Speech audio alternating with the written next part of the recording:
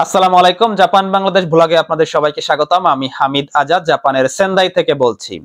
জাপানে একজন স্টুডেন্ট কি ধরনের কাজ করে থাকে বা কোন কোন সেক্টরে সে কাজ করতে পারে, কি কি কাজ তাকে আসলে করতে হয়, কত ঘন্টা সে এক সপ্তাহে কাজ করতে পারে, প্রত্যেক ঘন্টায় সে আসলে কত টাকা বেতন পায়, পাশাপাশি কখন কাজ করলে বেশি টাকা ইনকাম করা যায়, কখন কাজ করলে কম টাকা ইনকাম করা যায়, বা কোন জবে সব থেকে বেশি টাকা ইনকাম, মোটামুটি আজকের এই ভিডিওতে ডিটেলসে আলোচনা করব।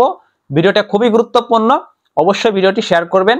এখনো পর্যন্ত আমার ইউটিউব চ্যানেলটি সাবস্ক্রাইব না করলে সাবস্ক্রাইব করবেন, ফেসবুক পেজ থেকে দেখলে অবশ্যই পেজটি ফলো করবেন। জাপানে আসলে কি ধরনের কাজ স্টুডেন্টরা করে থাকে? জাপানে ম্যাক্সিমাম স্টুডেন্টরা কিন্তু রেস্টুরেন্টে কাজ করে থাকে। এখন রেস্টুরেন্টে কাজ করার ক্ষেত্রে দুই তিনটা সেক্টর রয়েছে। প্রথমত, আপনি চাইলে কাস্টমারের সাথে কনভারসেশন করতে পারেন। কাস্টমার কি চাচ্ছে বা কাস্টমার কি অর্ডার দিচ্ছে, সেই সেক্টরে আপনি কাজ করতে পারেন। দ্বিতীয়ত, আপনি কিচেনে কাজ করতে পারেন। আপনি মূল শেফ হিসেবে কাজ করতে পারেন যদি আপনি রান্না বান্না জানেন, আর না হয় আপনি সহযোগী হিসেবে কাজ করতে পারেন। সহযোগী বলতে কাটাকুটির যে কাজগুলো রয়েছে সেগুলো আপনি করতে পারেন। এখন রেস্টুরেন্টে আসলে ঘন্টা কত, মানে 1 ঘন্টা কাজ করলে কত টাকা দিয়ে থাকে? রেস্টুরেন্টে কিন্তু সর্বনিম্ন ঘন্টা রয়েছে 1000 টাকা। এখন এইটা সিটি হিসেবে, অঞ্চল হিসেবে বিভিন্ন ধরনের হয়ে থাকে। সেন্দাই অথবা সেন্দাইয়ের আশেপাশের কথা যদি আমি বলি, ম্যাক্সিমাম রেস্টুরেন্টে কিন্তু 1000 টাকা করে ঘন্টা দিয়ে থাকে। এখন আপনি যদি রাতের বেলা কাজ করেন, মানে রাত 10টার পর থেকে যদি আপনি রেস্টুরেন্টে কাজ করেন, সেক্ষেত্রে এই 1000-এর সাথে আপনার 2.5% যোগ হবে। সেক্ষেত্রে আপনি যদি রাত 10টার পর থেকে কাজ করেন, তাহলে আপনার ঘন্টা দাঁড়াবে 1225 কি 50 টাকা। সঠিক বলতে পারতেছি না, এখন মাথা আওলায় গেছে, হিসাব করতে পারবো না, আপনারা হিসাব করে নেন। জাপানে সব থেকে ইনকাম করা যায় যদি রাত জাগা যায়। যারা রাতে জব করে তারা কিন্তু বেশি ইনকাম করতে পারে। এখন আপনি যদি টোকিওর কথা হিসাব করেন, টোকিওতে বিভিন্ন রেস্টুরেন্টে কিন্তু বিভিন্ন ধরনের ঘন্টা দিয়ে থাকে। তবে টোকিওতে কিন্তু মোটামুটি 1450 থেকে শুরু করে 1500, 1600, 1700, হ্যাঁ 1300, 1200 এরকম ঘন্টা আপনি পাবেন। এখন আপনি কত ঘন্টা আসলে কাজ করতে পারবেন? আপনি যেহেতু একজন বিদেশি ছাত্র, বিদেশি ছাত্ররা সাধারণত সপ্তাহে 28 ঘন্টা জব করতে পারে। অনেকে একটা প্রশ্ন করে যে ভাই, সপ্তাহে তো আমি 28 ঘন্টা জব করতে পারবো, এখন সপ্তাহে 28 ঘন্টা জব আমি আসলে কিভাবে করব? আপনি চাইলে 3 দিনে 28 ঘন্টা করতে পারেন। কথার কথা 12 12 24 ঘন্টা, একদিন 4 ঘন্টা, 28 ঘন্টা। অথবা আপনি যদি মনে করেন যে না, আমি 7 দিনে 4 ঘন্টা করে করব, 4 7 28, সেটাও পারবেন। আপনার লিমিট হচ্ছে সপ্তাহে 28 ঘন্টা।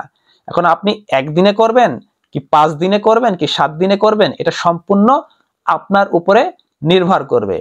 যদি আপনি সপ্তাহে 28 ঘন্টা জব করেন, সেক্ষেত্রে যদি 1000 টাকা ঘন্টা হয়, তাহলে আপনি এক সপ্তাহে ইনকাম করতেছেন 28,000 টাকা।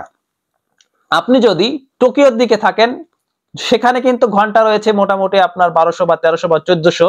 আর যখন আপনি রাতে কাজ করবেন তখন সেটা হয়ে যাবে 1600, 1700, 1800। রেস্টুরেন্টের ভিন্নতা হিসাব করে কিন্তু ঘন্টাটা অনেক সময় হয়ে থাকে। তবে জাপানের কিন্তু এরিয়া অনুযায়ী ঘন্টা সেট করে রাখা, যে এই এরিয়াতে 1000 টাকার নিচে কোনো ঘন্টা হবে না। এটা কিন্তু জাপানে ভালো একটা রুলস। আপনাদেরকে আরেকটা জিনিস জানিয়ে রাখি, অনেক রেস্টুরেন্টের কিন্তু আরো অনেক সেক্টর রয়েছে। যেমন সেখানে মাংস কাটতে হইতে পারে, মাছ কাটতে হইতে পারে, বিভিন্ন ধরনের কাজ কিন্তু সেখানে করতে হতে পারে, লাঞ্চ বক্স রেডি করতে হতে পারে। তো বিভিন্ন ধরনের ক্যাটাগরি রেস্টুরেন্টে কিন্তু বিভিন্ন ধরনের কাজ হয়ে থাকে। এটা তো বললাম রেস্টুরেন্টের কথা। এখন রেস্টুরেন্ট ছাড়া জাপানে যারা শিক্ষার্থী রয়েছে তারা আর কি ধরনের কাজ করে থাকে? জাপানে যারা স্টুডেন্ট রয়েছে তারা কনভেনিতে কাজ করে। কনভেনি আসলে কি? কনভেনিটা হচ্ছে সুপার শপ। এই সুপার শপে আসলে কাজটা কি?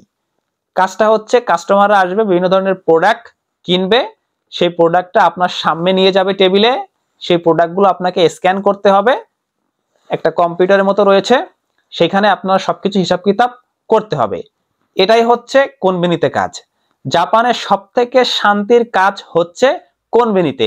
এখানে কোনো প্রকার পরিশ্রম মানে করতে হয় না বললেই চলে। তবে এই কনভেনিতে কিন্তু আবার ইনকামটা একটু কম। কনভেনিতে সাধারণত 970-73 টাকা ঘন্টা হয়ে থাকে। অঞ্চল ভেদে কম বেশি হয়ে থাকে। সেন্দাইতে যদি বলি তাহলে সেন্দাইতে ওই রকম আপনার 970 থেকে 1000 এর ভিতরে সম্ভবত রয়েছে। তবে একটা জিনিস মনে রাখবেন, কোম্পানিতে যদি আপনাকে জব করতে হয় তাহলে কিন্তু আপনার ল্যাঙ্গুয়েজ স্কিলটা ভালো লাগবে। যেহেতু এটা শান্তির জব সেহেতু এখানে বেতনও কম। তবে আপনি যদি ইয়াকিন করেন মানে রাতে কাজ করেন সেক্ষেত্রে ওই 2.5% এই বেতনের সাথে যুক্ত হয়। কথার কথা, যদি ঘন্টা হয় আপনার 973 টাকা, তো 973 টাকাকে 2.5% করেন, রাত 10টার পর থেকে আপনি যদি জব করেন সেটা আপনার সাথে অ্যাড হয়ে যাবে। সেক্ষেত্রে হয়তোবা আপনার ওই রকম 1225 বা 50 এরকম হয়ে থাকে। কোম্পানি ছাড়া স্টুডেন্টরা কিন্তু বিভিন্ন ধরনের খাইসাতেও জব করে থাকে। এই খাইসাতে সাধারণত অনেকে রাতে কাজ করে থাকে। খাইসা বলতে কোম্পানি বোঝাচ্ছি। এই কোম্পানিতে কাজটা কি, ধরেন বিভিন্ন ধরনের খাইসা রয়েছে, ফুডের খাইসা রয়েছে, তারপর সবজির খাইসা রয়েছে। এখানে কাজ হচ্ছে আপনার হয়তো সবজি কাটতে হবে বা ফুড গুলো মনে করেন সাজাইতে হবে, ঠিক আছে, এইরকম কাজ। তো ম্যাক্সিমাম খাইসাগুলোতে স্টুডেন্টরা কিন্তু রাতের বেলা কাজ করে। তো রাতের বেলা কাজ করলে তারা কিন্তু মোটামুটি 1200, 1300 বা 1400 টাকা অনেক সময় ঘন্টা পেয়ে থাকে। এটা সম্পূর্ণ সিটি অনুযায়ী নির্ভর করে যে আপনি আসলে কোন সিটিতে আছেন, সেই সিটিতে আসলে কেমন টাকা আপনি বেতন পাবেন বা কত টাকা আপনার ঘন্টা ওখানে ধরা হচ্ছে। এই কাজগুলো তো স্টুডেন্টরা করে। পাশাপাশি ইয়ামাতোর কাজ রয়েছে। এই ইয়ামাতোর কাজ নিয়ে আসলে অনেকের অনেক কিছু জানার রয়েছে। ইয়ামাতোর কাজে জাপানের সব থেকে ইনকাম বেশি। এখানে 1400, 1500, 1800 টাকা পর্যন্ত কিন্তু আপনি মোটামুটি ঘন্টা পাবেন। এখানে কি কাজ? এই ইয়ামাতোটা হচ্ছে একটা কুরিয়ার সার্ভিসের মতো। আপনাকে সেখানে ভারী ভারী প্রোডাক্ট নামাতে হবে, উঠাতে হবে। অনেক সময় আপনি হালকা প্রোডাক্টও পাবেন, আবার অনেক সময় আপনি ভারী প্রোডাক্টও পাবেন। এটা সম্পর্কে আমার ব্যক্তিগত কোনো ধারণা নাই, বাট শোনা কথা জাস্ট আমি বলতেছি। এখানে কষ্ট রয়েছে, আবার এখানে শান্তি রয়েছে।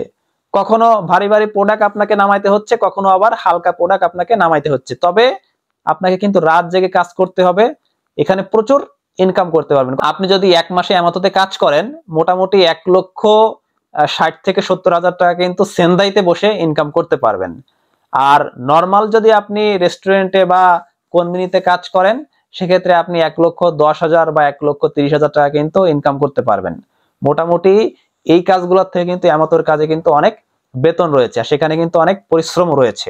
এছাড়াও বেড মেকিং এর কাজ কিন্তু অনেকে করে থাকে, বিভিন্ন ধরনের হোটেলে তারা কাজ করে থাকে। ম্যাক্সিমাম স্টুডেন্ট কিন্তু হোটেল, রেস্টুরেন্ট, খাইসা এই তিনটা জায়গায় কাজ করে। আর যাদের ভাষার ল্যাঙ্গুয়েজটা একটু কম আছে তারা কিন্তু ইয়ামাতোতে জব করে, বা যাদের একটু ইনকামের বেশি প্রয়োজন হয় তারা কিন্তু ইয়ামাতোতে গিয়ে জব করে। তো জাপানে আপনি যদি আসেন এই সেক্টরগুলোতে আপনি জব করতে পারবেন। আপনি যদি ভালোভাবে জাপানিজ ল্যাঙ্গুয়েজটা বাংলাদেশ থেকে শিখে আসেন, আমি মনে করি খুব দ্রুত জাপানে এসে জব পেয়ে যাবেন। তো সে যে অঞ্চলে আসেন না কেন, এই কাজগুলো সাধারণত জাপানে স্টুডেন্টরা এসে করে থাকে। এই কাজগুলা আপনাকে কিন্তু দাঁড়ায় পড়ে করতে হবে। আপনি 1 ঘন্টা কাজ করেন বা 5 ঘন্টা কাজ করেন বা 8 ঘন্টা কাজ করেন বা 10 ঘন্টা কাজ করেন, যে কয় ঘন্টা কাজ করেন না কেন আপনাকে কিন্তু দাঁড়ায় পড়ে কাজ করতে হবে। জাপানের প্রতিটা কাজ কিন্তু দাঁড়ায় পড়ে করতে হয়।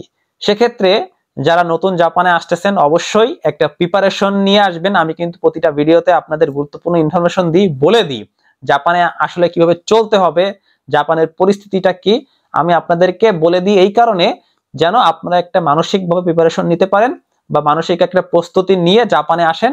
তারপর আপনার জাপানের লাইফটা দেখবেন যে ইজি হয়ে যাবে।